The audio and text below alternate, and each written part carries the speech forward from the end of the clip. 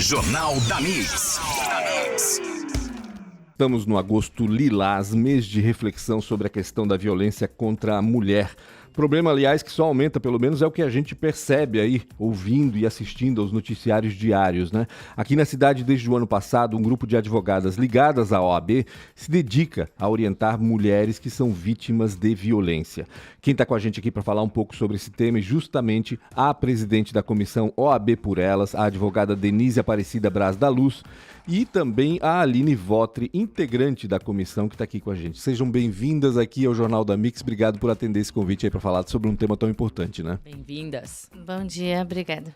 Obrigada, Pancho. Obrigada, Rádio Mix. E estamos aí para tirar as dúvidas de todos os ouvintes e as nossas também, e as né? de vocês também, esclarecer um pouquinho como é que funciona o projeto e falar um pouquinho do Agosto Lilás. Faz um pouco mais de um ano, né, que esse projeto foi implementado. Eu lembro que ele começou em abril do ano passado, esse atendimento que é feito ali na Delegacia de Proteção à Mulher aqui de Blumenau, né, numa operação conjunta, vamos dizer assim, com a Polícia Civil, né?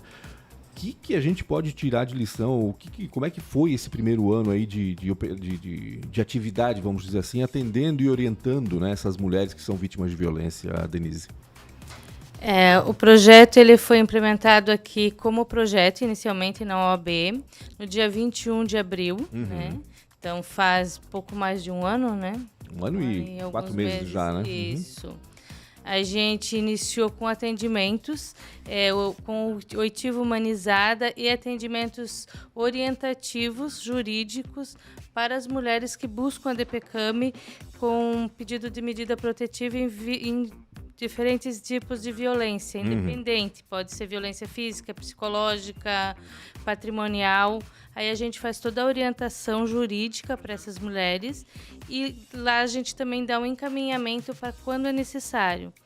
Encaminhamento para psicóloga. A gente tem convênio com a CEMUDES, né, ali no CREAS. A Secretaria de Desenvolvimento Social, no caso, né? Isso. E daí lá na CEMUDES eles mesmo encaminham se caso houver a necessidade de outros encaminhamentos sociais, né? E também encaminhamos para a Defensoria Pública quando há necessidade de acionar algum processo, ou seja, de alimentos, guarda para crianças, a gente encaminha para a Defensoria Pública e aí eles lá fazem o processo. Como é que funciona? Desculpa, Gi, mas só para entender um pouquinho melhor, como é que funciona esse atendimento? Ou seja, vocês têm voluntárias que ficam na delegacia diariamente, semanalmente, e vocês atendem a todas que aparecem na delegacia para prestar, para registrar uma queixa? Como é que funciona exatamente esse atendimento? Não, a gente atende na delegacia nas segundas-feiras, das 9 às 17 horas. Nós somos um grupo de 18 advogadas voluntárias hoje na comissão OAB por Elas. E a gente faz escalas, 2 escalas no período da manhã, na segunda-feira, com 2 integrantes, e 2 integrantes no período da tarde, por segunda-feira. E Não são só as mulheres que buscam a polícia, né? Ou seja, se uma mulher tiver alguma dúvida e quiser alguma orientação jurídica, ela pode ir até a delegacia na segunda-feira, que ela vai receber isso de vocês também, é isso, né? Sim, ela pode nos procurar. A gente tem um sistema de agendamento que a delegacia mesmo faz nos casos que eles atendem da terça à quinta-feira, que a gente não está lá. Eles atendem, fazem os agendamentos e na segunda-feira que nós estamos de plantão na delegacia, a gente também faz as abordagens das mulheres que buscam a delegacia para fazer o boletim de ocorrência. Entendi. E a gente também não atende apenas mulheres, são crianças, adolescentes e idosas também. Claro, tudo que envolve violência doméstica, independente da classe social, independente da idade, a gente está ali para fazer essa orientação. E, Denise, é importante que esse olhar do OAB por Elas, obviamente, é necessária essa orientação, né? Porque muitas vezes, e eu não digo nem dependendo de classe social, qualquer classe social pode, de repente, não saber o que fazer em várias situações e por isso vocês têm essa orientação. Mas eu acho que um gancho desse trabalho de vocês é justamente esse atendimento humanizado. Como é que vocês preparam essa equipe ou qual é o foco dessa equipe para justamente abraçar, acolher essa mulher ou essas vítimas que chegam à DPCAM e estão numa situação mais fragilizada? Nesse caso, o que a gente busca? Primeiro, fazer a orientação dessa advogada que está iniciando no projeto. E nós temos um protocolo unificado junto com o Tribunal de Justiça, Ministério Público e Defensoria Pública, que dá o passo a passo de formação para que essa advogada não fique revitimizando no caso dos atendimentos. Por exemplo, a vítima chegou na delegacia, nós perguntamos se ela já realizou o boletim de ocorrência, se já tem medida protetiva ou não. Então, se não tiver, a gente faz esse acolhimento, pergunta, né, o que aconteceu, orienta em relação ao boletim de ocorrência, as consequências da medida protetiva, se ela vai necessitar de uma ação judicial. Por enquanto, a gente está encaminhando para a Defensoria Pública. Quando essa mulher já fez o boletim de ocorrência, a gente não vai perguntar novamente o que aconteceu. Pra não ficar remoendo aquela coisa ruim, Exatamente. né? Aí a gente Exatamente. vai ler esse boletim. Nós lemos o boletim de ocorrência, nós verificamos a medida protetiva e aí nós já partimos para a orientação. Não ficamos questionando fatos e o que aconteceu. É o que essa mulher precisa, para onde ela vai, qual é a necessidade dela naquele momento. Muitas vezes tem mulheres que nos procuram e que não estão prontas para fazer o boletim de ocorrência e nem solicitar a medida protetiva. Então nós já perguntamos se essa mulher precisa de um atendimento psicológico para ela compreender qual o ciclo de violência que ela está, né? Qual o grau de violência, para depois ela sair, romper esse ciclo, porque a gente não pode induzir essa vítima a tomar nenhuma atitude. Nós orientamos, nosso papel é orientativo. Então, Não é de indução, né? Não é de induzir a pessoa a fazer tal coisa, tomar as medidas, mas sim orientar. Simplesmente Exatamente. dizer a ela o que pode Saber ser que ela feito. tem essa possibilidade, né? Exato, exatamente isso. O bacana da humanização é que são atendimentos feitos por mulheres, né? Esse que é o cuidado maior, acho, né? Porque nada melhor do que uma mulher que entende a outra e sabe, né? Ou pelo menos percebe melhor as dores dela, né? Acho que fica mais fácil, né, para uma mulher vítima de violência se abrir e ser acolhida por uma mulher, né? Imagino eu, né, Denise e Aline? Sim, até mesmo porque a mulher, ela tem a tendência a se culpar pela violência. Isso é terrível. Então, na maioria dos casos de violência, ela sempre pensa que alguma coisa ela fez para ter ocorrido aquela violência. Então, ela sendo ouvida por uma mulher também, que vai ter a mesma sensibilidade que ouvi-la, ela dá uma segurança até para, não, realmente eu não tive, né, culpa, ou entender, interpretar, compreender, aceitar que ela não teve culpa e ela não tem que sofrer aquela violência, né? É a esse tipo de acolhimento que eu me refiro, porque muitos relatos a gente sabe de situações anteriores de vítimas que chegam à delegacia e falam, não tem ambiente, eu fui questionado, o que eu fiz para que ele fosse violento comigo. Então é esse olhar que a OAB por Elas trouxe também, e isso que eu quero saber mesmo, esse tratamento da vítima para ela não se sentir culpada, para ela entender que ela está no direito dela. Sim. Muitas vezes o nosso papel também é fiscalizatório. Se aquela vítima está sendo bem atendida na delegacia, nós questionamos isso. Quando ela vai, futuramente nós pretendemos, além de fazer o atendimento inicial, acompanhar na realização do boletim de ocorrência e do depoimento, porque muitas coisas do que elas relatam pra gente acaba não indo no pedido de medida protetiva. Entendi. Então, além da gente fazer esse acolhimento, a gente fiscaliza se realmente as necessidades dessa vítima foram atendidas. Se os pedidos que elas fazem pra gente está lá no pedido de medida protetiva, porque muitas vezes precisa de uma autorização judicial para essa vítima retirar as coisas de dentro de casa, e ela muitas vezes é expulsa dentro de casa com crianças, enfim. Então, essa busca se faz já imediatamente na delegacia. Então, nós estamos ali para fiscalizar se realmente esse pedido vai ser cumprido ou não, e se não for, por que não? E aí nós fizemos a solicitação dentro do processo da medida protetiva para que tenha eficácia em relação a todos os pedidos que essa vítima possa estar tendo necessidade nesse primeiro momento. Mesmo porque essa vítima pode estar ainda abalada, né? Ainda muito abalada quando for fazer o pedido de proteção e muita coisa pode passar batida também, né? Nesse momento, vamos dizer assim. Afinal, ela não está nas melhores, né, das condições, vamos dizer assim, psicoemocionais para poder relatar sobre o que aconteceu e tudo mais, né? Agora, uma coisa que me chama a atenção é o seguinte, né? Geralmente a mulher chega à delegacia quando ela é vítima de violência física, né? E antes da violência física, a gente sabe que tem muita coisa, né? Tem violência emocional, tem violência financeira, tem tudo isso.